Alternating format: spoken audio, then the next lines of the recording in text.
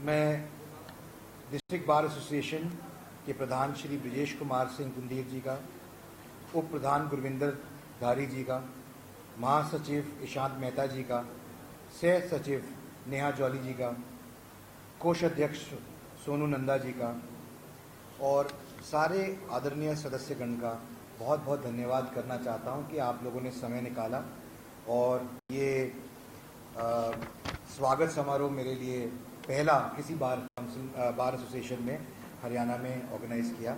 आप सबों का बहुत बहुत धन्यवाद। जितने लोग यहाँ बैठे हैं आप सबों का भी धन्यवाद। मैं जानता हूँ आपका कोर्ट्स के अंदर लंच टाइम होता है, आप वो छोड़ के यहाँ आए हैं मेरी बात सुनने के लिए, इसके लिए दिल की गहराइयों से बहुत बहुत धन्यवाद। मैं बहुत ज़्यादा समय नहीं लूँगा आप लोगों का, लेकिन कुछ बातें आपके समक्ष रखना चाहूँगा। मैं मानता हूँ कि जो हमारी न्यायिक प्रक्रिया है, यानी कि लीगल सिस्टम जो है, अगर मैं उसका एक उदाहरण दूँ तो वो जैसे शरीर के अंदर किडनीज होती हैं उस तरह से ये न्याय प्रक्रिया काम करती है। जो समाज के अंदर कुरीतियाँ हैं, जो समाज के अंदर बुराइयाँ हैं, उनको समाज से दूर रखने का या साफ करने का काम करती है। और मैं आप लोगों को इस बात की मुबारकबाद देना चाहता हूं कि आप ऐसे प्रोफेशन का हिस्सा हैं जो समाज के अंदर एक बहुत ही अहम जिम्मेदारी निभाता है, उस सिस्टम का पार्ट है जो समाज के लिए बहुत ही इम्पोर्टेंट सिस्टम है, जिसकी वजह से हमारा समाज सुरक्षित, सक्षम और व्यवस्थित हो पाता है। ये हमारी आज़ादी की 75वीं वर्षगांठ है। हाल ही में 15 अगस्त जो निकली, मेरे को सौजन्य मिला इस शहर में आकर राष्ट्रीय ध्वज फहराने का। मेरा शहर से ये पहला तारुफ तब हुआ पिछले 15 अगस्त को। तो मैंने सोचा मैं अपनी शुरुआत इसी विषय से करूँगा, क्योंकि पूरा देश आज़ादी का अमृत महोत्सव मना रहा है और इसी श्रृंखला में मुझे मौका मिला 5 अगस्त को श्रीनगर जाने का। 5 अगस्त तीसरी एनिवर्सरी थी आर्टिकल 370 और 35A के एब्रोगेशन। हमारे को श्रीनगर के लाल चौक पे एक कार्यक्रम करने का मौका मिला। कार्यक्रम में मेरा मन किया कि मैं भी अखंड राष्ट्र के नाते लाल चौक पे तिरंगा लहराऊं, और ऐसा सौजन्य मुझे मिला और मैंने बहुत गौरवान्वित महसूस किया जब तिरंगा फैलाया लाल चौक पर मैं उस दिन एक बात सोचने पे मजबूर हुआ कि क्यों लग गए हमारे को इतने साल, इतना समय क्यों लग गया एक अखंड राष्ट्र बनाने में। हम एक कार्यक्रम का उद्घाटन करने गए थे। उस कार्यक्रम का नाम था एक देश, एक संविधान, एक झंडा, हर घर तिरंगा। हर घर तिरंगा कैंपेन के तहत हम कर रहे थे। तो कहीं ना कहीं मुझे ऐसा जरूर प्रतीत हुआ कि बहुत सरकारें आई, उनके पास मैंडेट भी था, मौका भी था, पर कहीं ना कहीं इच्छा शक्ति की कमी थी। शायद इसीलिए अखंड राष्ट्र बनने में इतना समय लग गया हमारे। बहरहाल मैं ये बात आपके सामने इसलिए रख रहा हूँ क्योंकि आज हम किस भारत में रहते हैं, एक नए भारत में रहते हैं, एक नई सोच के भारत में रहते हैं।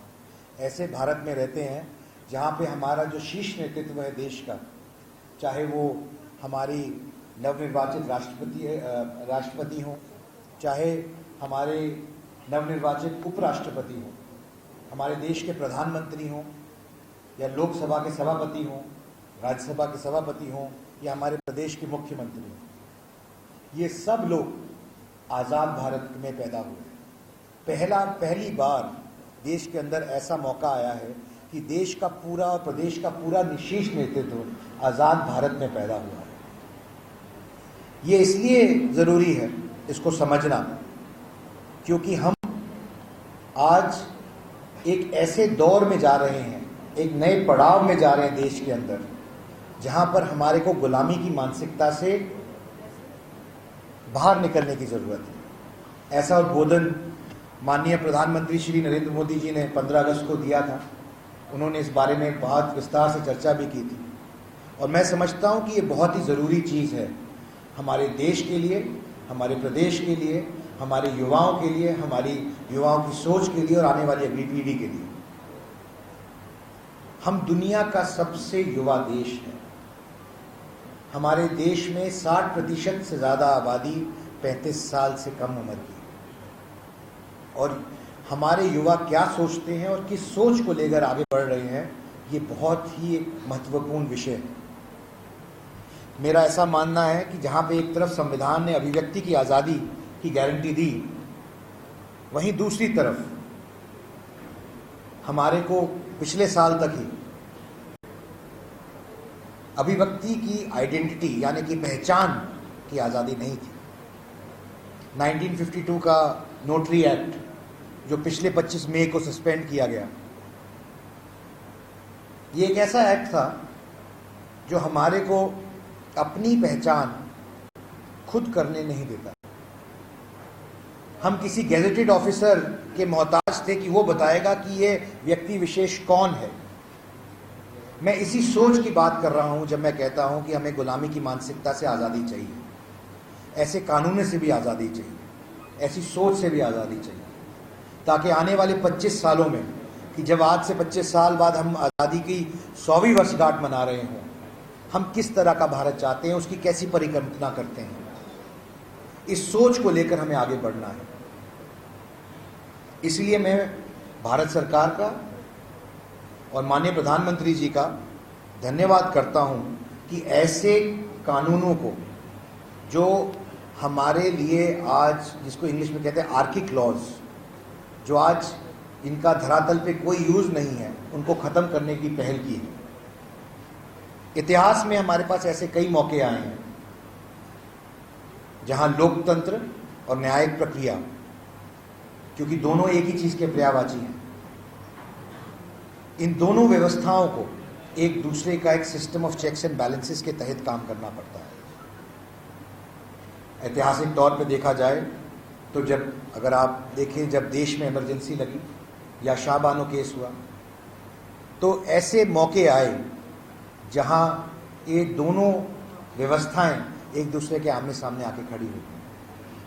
लेकिन मुझे आज गर्व है ये कहने में कि हमारी न्यायिक व्यवस्था इतनी सक्षम थी, इतनी तंदुरुस्त थी कि इमरजेंसी में भी लोकतंत्र के संरक्षण के लिए वही सामने आई, उसी ने संरक्षण दिया। इसलिए मेरा मानना है कि जो न्यायिक व्यवस्था है और जो लोग न्यायिक व्यवस्था से जुड़े हुए हैं, आप सब बधाई का पात्र हैं। Officers of law, officers of court होने के नाते आप जो अपनी रोजमर्रा की जिंदगी में जो काम करते हैं, उसका समाज में, लोकतंत्र में एक बड़ा रोल है। और मैं ये कहना चाहूँगा इस मंच से कि आप सब बड़े बधाई के पात्र हैं इस चीज़ के लिए। मैं अपने राज्यसभा चुनाव से पहले सक्रिय राजनीति में नहीं था, पर सामाजिक जीवन में और सार्वजनिक जीवन में था, मीडिया के माध्यम से। मैं आपको ये बात बताना चाहता हूँ कि मेरा जुड़ाव लीगल प्रोफेशन से मीडिया के माध्यम से काफ़ी रहा। हमने आज से 5 साल पहले एक कार्यक्रम शुरू किया लीगल स्पीकिंग के नाम से, जो लीगल फ्रेटर्निटी और लॉयर्स और जुडिशियल फ्रेटर्निटी के लिए था। एक ऐसा कार्यक्रम जो आगे जाकर लोगों को जोड़े लॉ से, संविधान से, कानून से और कानूनी सोच से। कैसे एक आसान तरीके से लोगों को समझाया जा सके कि उनकी हक और हकूक़ की लड़ाई क्या है, उनके राइट्स क्या हैं, उनकी क्या रास्ते हैं उनके पास अलग अलग समस्याओं में, दुविधाओं में। मुझे आपको बताने में बहुत खुशी होगी कि आज वो एक ऐसा आयाम बन चुका है जहां देश के 5 अलग सुप्रीम कोर्ट जजेस आकर अपना व्यक्तित्व दे चुके हैं, जिसके अंदर हमारे पूर्व chief justice of India justice Ramanna, जिन्होंने अपना व्यक्तित्व श्री राम जेठमलानी मेमोरियल लेक्चर पे दिया माननीय उपराष्ट्रपति जी के साथ, और आने वाली 18 तारीख को justice JS Verma memorial lecture भी होने जा रहा है, जहां पर सुप्रीम कोर्ट के जज श्री जस्टिस संजय किशन कौल और माननीय उपराष्ट्रपति आएंगे, शिरकत करेंगे और एक नए टॉपिक के ऊपर डिस्कशन होगा। तो हम इस तरह के आयामों के द्वारा, इस तरह के आयोजनों के द्वारा कोशिश करते हैं कि किस तरीके से लोग जुड़ सकें, मुख्य धारा में आ सकें और अपनी बात रख सकें। अब जो मुझे नई जिम्मेदारी मिली है, मैं आप लोगों को आश्वस्त करना चाहता हूं कि इस नई जिम्मेदारी के तहत जिन मानकों की वजह से मैं राजनीति में आया हूं, जिस सोच को लेकर मैं राजनीति में आया हूं, मैं आपके लिए अपने अधिकार क्षेत्र से, बल्कि अधिकार क्षेत्र से भी आगे जाकर जो कर सकूंगा, मैं आपको आश्वासन देना चाहता हूं कि मैं करूंगा और आपके साथ खड़ा रहूंगा। मेरे दरवाजे आपके लिए खुले हैं। ब्रजेश जी ने एक समस्या कहूं या एक प्रोग्रेसिव चीज़ रखी कि बार एसोसिएशन में सोलर का प्रोविज़न होना चाहिए। तो मैं आज आपके माध्यम से कहता हूं कि मैं अपनी तरफ से जो मदद होगी इसके लिए ज़रूर करूंगा और मैं कमिट करता हूं आज आपको इसी मंच से कि ये मेरा एक तरफ से आपको एक छोटा सा तोहफा रहेगा। मैं बहुत ज़्यादा समय ना लेते हुए सिर्फ ये कहना चाहूँगा कि मैं एक सकारात्मक सोच लेकर राजनीति में आया। मैं एक प्रोग्रेसिव डेवलपमेंट का एजेंडा लेकर राजनीति में आया। जिन विषयों पे मैं काम करना चाहता हूं और जो मैंने अब योजना बनाई है, मैं स्पोर्ट्स के एरिया में, मैं स्किल डेवलपमेंट में, न्यू एजुकेशन पॉलिसी में, हेल्थ के इश्यूज़ पे, इन इश्यूज़ को लेकर आगे बढ़ना चाहता हूं। जो इश्यूज़ हमारे समाज में आज की डेट में सबसे इम्पोर्टेंट हैं, जिन इश्यूज़ का हमारे युवाओं से जुड़ाव है, नौकरियों का एक बहुत बड़ा इशू है। जाहिर सी बात है, जब इतने युवा इतनी तादाद में होंगे तो जॉब्स एक चीज़ है जिसके लिए हमारे युवा साथी चाहेंगे कि उनके लिए नए नए आयाम पैदा हो सकें। तो मैंने जो नई सोच की बात की, मैं उसके तहत ही कहना चाहूँगा कि हर घर में तो सरकारी नौकरी नहीं लग सकती और हर घर में ही कॉर्पोरेट नौकरी भी नहीं जा सकती, लेकिन ऐसे और बहुत सारे आयाम हैं जिन पे हमें काम करने की ज़रूरत है ताकि हम अपने बच्चों को सक्षम बना सकें कि उनको कहीं ना कहीं रोज़गार का माध्यम मिले। और ये जिम्मेवारी सिर्फ सरकार की नहीं, हमारी भी है, समाज की भी है और अलग अलग वर्गों की भी है। और इस ऐसे विषयों को लेकर, चाहे वो स्किल डेवलपमेंट के माध्यम से हो, चाहे वो जॉब ओरिएंटेशन के माध्यम से हो, पब्लिक प्राइवेट पार्टनरशिप के माध्यम से हो, इन सारे विषयों को लेकर मैं पूरे प्रयास करूंगा कि जो हमारे युवा साथी हैं उनके लिए नए आयाम पैदा किए जा सके। मैं ये भी प्रयास करूंगा कि बच्चे, हमारे हरियाणा के बच्चों को प्रतिभा की कमी नहीं है, लेकिन उनको मदद मिल सके एजुकेशन के फॉर्मेट में। उसके लिए हमने एक नया प्रोग्राम लॉन्च किया है फर्स्ट इन क्लास के नाम से, जो बच्चों को, मेहनती बच्चों को मदद करता है फ्री निःशुल्क पढ़ने के लिए और बेहतर परफॉर्म करने के लिए अपनी क्लास में। ऐसे आयोजन हम लगातार करते हैं और आगे भी करते रहेंगे। हेल्थ के लिए हम कैंप्स लगाते हैं संडे को। मैं आज इसी मन से आपको आश्वासन देके जाता हूं कि हम हेल्थ कैंप आपके शहर में भी लगाने शुरू करेंगे। और जैसे मैंने कहा कि ये नई शुरुआत है, नई पारी की। मैं उम्मीद करूंगा कि मुझे एक लॉ मेकर के नाते देश की सबसे बड़ी पंचायत में, जहां देश का कानून बनता है, जिस कानून का फायदा आम व्यक्ति को मिलना चाहिए, मैं अपनी तरफ से प्रयासरत रहूंगा और पूरी भरपूर कोशिश करूंगा कि मैं बढ़ चढ़ के उस कानूनी प्रक्रिया के अंदर आप लोगों की, आम व्यक्ति की, अपने प्रदेश की, अपने लोगों की आवाज़ भी रख सकूं और उनके हक की बात भी रख सकूं। बहुत बहुत धन्यवाद समय निकालने के लिए। बहुत बहुत धन्यवाद। नमस्कार।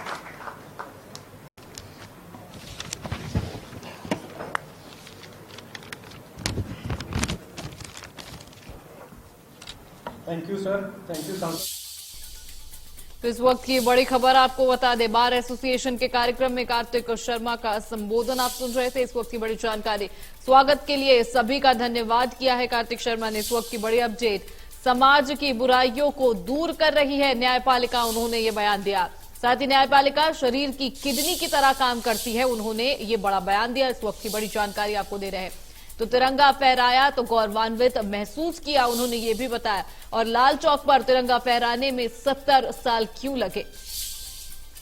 पहले की सरकारों में इच्छा शक्ति की कमी थी, कार्तिक शर्मा ने यह भी कहा। इस वक्त की बड़ी जानकारी, न्यायपालिका शरीर की किडनी की तरह काम कर रही है, तो उन्होंने न्यायपालिका को काफी अहम बताया। और साथ ही श्रीनगर के लाल चौक पर तिरंगा फहराने का मौका उन्हें मिला, तो उन्होंने अपनी ये पूरी जो भावना है वो शेयर करी सभी के साथ। लोकतंत्र और न्याय प्रक्रिया एक दूसरे के पर्याय है, उन्होंने ये कहा। और जो जिम्मेदारी मिली उसे मैं पूरी तरह निभाऊंगा, उन्होंने ये भी कहा। तो बड़े बयान आपको बता रहे, लोकतंत्र और न्याय प्रक्रिया एक दूसरे के पर्याय है, उन्होंने ये सारे बड़े बयान दिए इस मौके पर।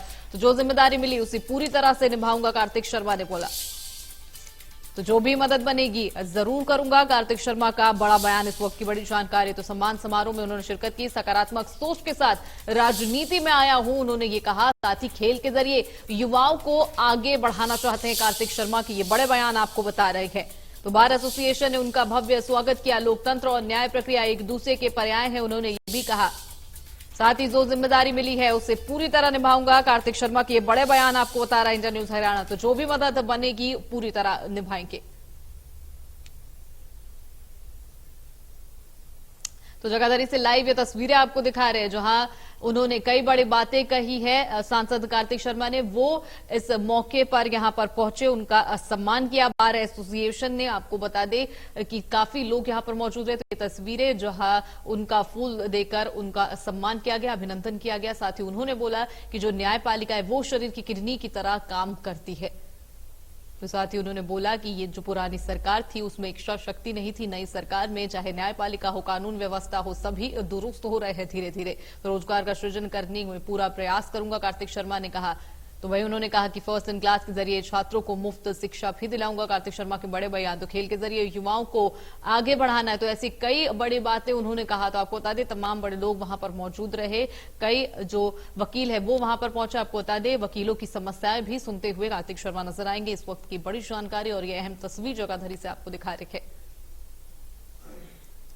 तो बुके देकर कार्तिक शर्मा का स्वागत किया गया, कई अहम बातें उन्होंने कही, सभी को संबोधित किया और उसमें कई बड़े ऐलान किए और कई बड़ी बातें भी उन्होंने करी। तो उन्होंने कहा कि खेल के जरिए जो युवा है वो उनको मैं आगे बढ़ाऊंगा। आपको बता दें युवा चेहरे के तौर पर ही वो इस बार यहां पर उतरे हुए हैं। वहीं आपको बता दें कि रोजगार देना सरकार के साथ साथ हमारी भी जिम्मेदारी है, उन्होंने कहा।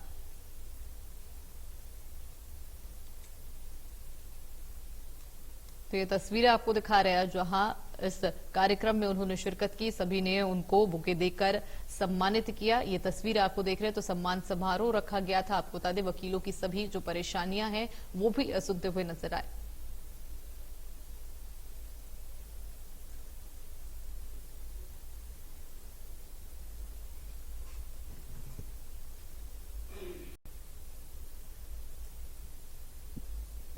तो फर्स्ट इन क्लास के जरिए छात्रों को मुफ्त शिक्षा प्रदान कराएंगे, कार्तिक शर्मा ने यह आश्वासित किया।